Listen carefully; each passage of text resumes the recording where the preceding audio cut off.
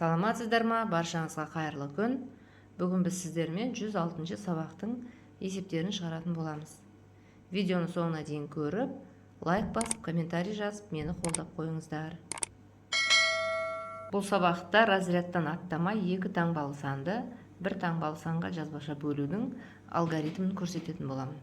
Бірінші тапсырмаға мән берейік. Мына өрнектің мәнін тиімді тәсілмен есептесек, Ахмет Байтұрсыновтың қай кітаптың авторы екенін анықтауға болады. Мына өрнекте тиімді тәсіл.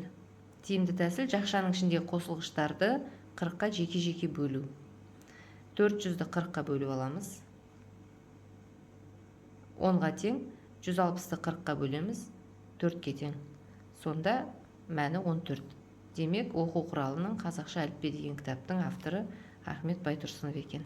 Міне осындай тапсырма тура екінші мысалда берілген. Қалай орындалғанын түсіндір дейді.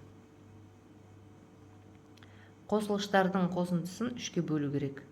Ол үшін әуелі жақшаның ішіндегі бірінші қосылғышты 3-ке бөліп алдық, екінші қосылғышты 3-ке бөліп алдық, сосын екеуін қостық.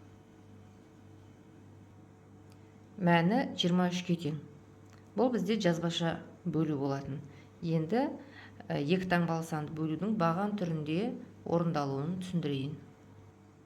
Сандарды баған түрінде жазып есептеген ыңғайлы. Онда біз бұрыштап жазуды қолданамыз.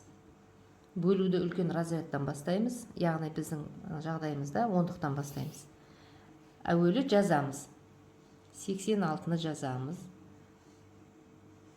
Бұрыштау белгісін жазамыз. Бөлгішті жазамыз. Енді 2 деген санды 8-ден бастап іздейміз. 8-дің ішінен іздейміз. Мына жерде 1 сан шығады. 6-ның ішінен іздейміз. 2 сан шығады. Демек, біздің мәніміз 2 таңбалы сан шығу керек. Ал кеттік. 8-дің ішінде 2 қанша рет бар? Ол көбейту кестесінде бар. 4 рет бар. Өйткені 2 мен 4-тің көбейтіндісі 8-ге тең. Шыққан санды 8-дің астына жазамыз, азайтамыз. 0 қалады. 0-ды жазбасақ болады. Енді мына 6-ны 0-дің жанына түсіруіміз керек. Енді 6-ның ішінен 2-ні іздейміз. Ол да көбейту кестесінде бар.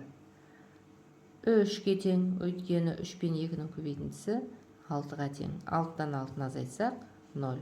Демек, біздің бөліндіміздің мәні 43-ке тең екен. Осындай реттілікпен 3-ші мысалдағы өрнектерді баған түрінде жазып есептейміз және дұрыстығын тексеру керек. Ә бөлігінде берілген өрнектермен теңсіздіктер құрастырып жаз дейді. 93-ті 3-ке бөлу керек. Әуелі жазамын. Қанша таңбалы сан шығатынын анықтаймын. 9-дің ішінен 1 рет іздеймін. 3-дің ішінен 1 рет іздеймін. 2 таңбалы сан шығады екен. 9-дің ішінде 3 қанша рет бар? 3 рет бар. Өйткені 3 жердегі 3-ім 9-ға тең. Азайтам, 0 қалады. Енді 3-дің ішінен іздеймін. 3-ті жерге түсірем. 3-дің ішінде 3 1 рет бар. Себебі 1 жердегі 3-ім 3-ке тең. Енді осыны тексеру керек. Тексеру үшін баған түрінде орындаймыз. 31-ді көбейтеміз 3-ке. 3-ті 1-ге көбейтсек 3-ке тең, 3-ті 3-ке көбейтсек 9-ға тең. 93 шықты. Осындай ретпен 3-ші мысалдың А бөлігіндегі басқа өрнектерді де шығара аламыз. Берілген өрнектермен теңсіздіктер құрастыр дейді. Яғни біз А бөлігіндегі өрнектердің мәнін тауып болғаннан кейін тең емес өрнектерді жазып шығамыз. Теңсіздік дегеніміз екі жағындағы өрнектің мәні бір-біріне тең емес болу керек. Ал кеттік. 93 бөлу 3, 69 бөлу 3. 93-ті 3-ке бөлген кезде 31-ге тең. 69-ды 3-ке бөлсек 23-ке тең. Теңсіздік шықты. Тағы біреуін қарастырайық. 86-ны 2-ге бөлейік. 84-ті 4-ке бөлейік. 86-ны 2-ге бөлсек 43-ке тең. Мына жерде 21-ге тең. Мына жағы артық. Міне осылай етіп теңсіздіктер құрастырып жаза аламыз. 4-ші есеп. Жолаушылар пойызындағы 3 вагонның әрқайсында 32 жолаушыдан, ал 2 вагонның әрқайсында 24 жолаушыдан бар. Пойызда барлығы қанша жолаушы бар? Есептің шарты бойынша 3 вагонның әрқайсында 32-ден болса, 2 вагонның әрқайсында 24-тен болса, барлығын табу үшін осы 3 вагондағы мен 2 вагондағы адамдардың, жолаушылардың санын қосуымыз керек. Онда біреуінде 32-ден болса, үшеуінде қанша екенін табу үшін 3-ті 32-ке көбейтеміз. Мына жерде де дәл солай 2-ні 24-ке көбейтеміз. Сосын екеуін бір-біріне қосуымыз керек барлығын табу үшін. Мына жерде 96 шығады, мына жерде 48 шығады. Екеуін қоссақ 4, 13, 14, 144 жолаушы екен. Бөлігіндегі тапсырма бойынша мына өрнек бойынша есеп құрастыр дейді. Мына есепті басшылыққа аламыз. Сонда есеп құрастырып шығамыз. Жолаушылар пойызындағы 3 вагонның әрқайсында 32-ден жолаушы бар, 2 вагонның әрқайсында 24-ден жолаушы бар. Енді барлығы деген сұрақты ауыстырамыз да, азайту амалы шығатындай сұрақ қоямыз. Оның орнына мына вагонда 3 вагонда, мына 2-ші вагонға қарағанда неше жолаушы артық деген сұрақ қойсақ, осындай өрнекпен шығады. Енді есепті шешіп көрейік. Мына жерде 96, 48, 96-тан 48-ді азайтсақ, 48 қалады. Демек, 3 вагонда, 2-ші вагонға қарағанда 48 жолаушы артық келе жатыр екен. 5-ші есеп. Аудандағы балалар кітапханасына 2 қорап кітап әкелінді. Бірінші қорапта 24 кітап, екіншісінде 32 кітап бар. Барлық кітап әр сөреге 8-ден қойылды. Қанша сөреге кітап қойылды? Мінекей есептің шарты құрылды. Есепті әртүрлі тәсілмен шығару керек тапсырма. Бірінші тәсіл.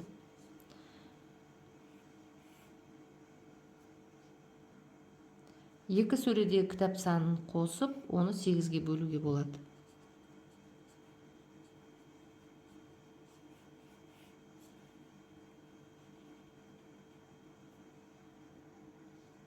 Жақшаның ішінен 56 шығады. 56-ны 8-ге бөлсек, 7-ге тең. Демек, сөренің саны 7. Бұл бірінші тәсіл. Екінші тәсіл, әр сөредегі кітапты жеке-жеке 8-ге бөліп, содан кейін қосуға да болады. 24-ні 8-ге бөліп аламыз, 32-ні 8-ге бөлеміз, сосын екеуін бір-біріне қосамыз. Мына жерде 3, мына жерде 4 шығады. Қосындысы 7-ге тең.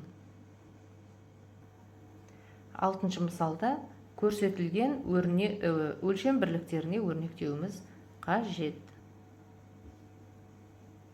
476 миллиметрімді дециметрмен, сантиметрмен, миллиметрмен өрнектейміз. Егер 10-ға жетсе, 10-дыққа жетсе, онда ол сантиметр. 100-дікке жетсе, дециметр.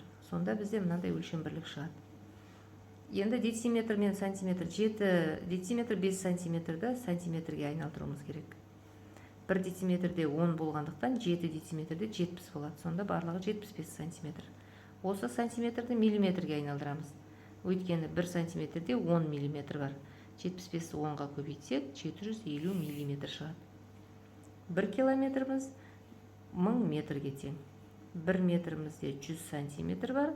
100 сантиметрдің әр қайсында 10 миллиметрден болғандықтан 100-іміз 1000 миллиметрге тең болады. 7-ші тапсырма бізде логикалық тапсырма немесе зерттеушілікке берілген тапсырма. Бір қарбыздың және бір алманың массасын табу керек. Бірінші таразыны басшылыққа аламыз. Осы таразының екі шетіндегі таразының басы бірдей. Егер таразының басы бірдей болса, екі жағынан бірдей заттарды алып тастасақ, таразы басы өзгеріссіз қалады. Осы қағиданы ескереміз. Таразының мына жағында 2 килограммдық кіртасы бар, мына жақта 2 килограммдық кіртасы бар. Екеуін алып тастаймыз.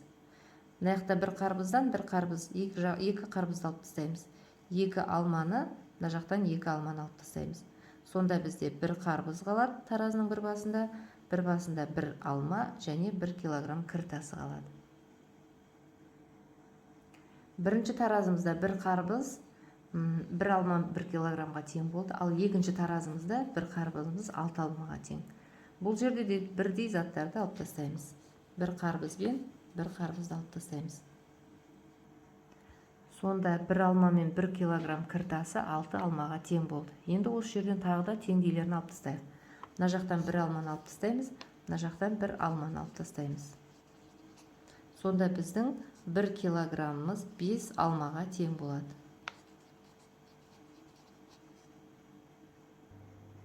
Осы жерде килограммды граммға айналдырып алайық.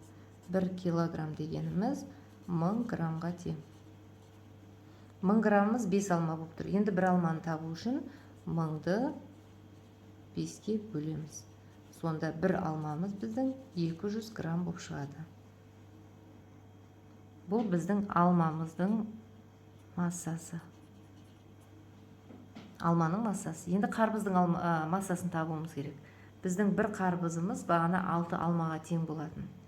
Ендеше 1 қарбызымыз 6 алманы 200 граммға көбейтсек, 1200 грамм шығады. Демек, 1 қарбызымыздың массасы 1 килограмм 200 граммға тең екен.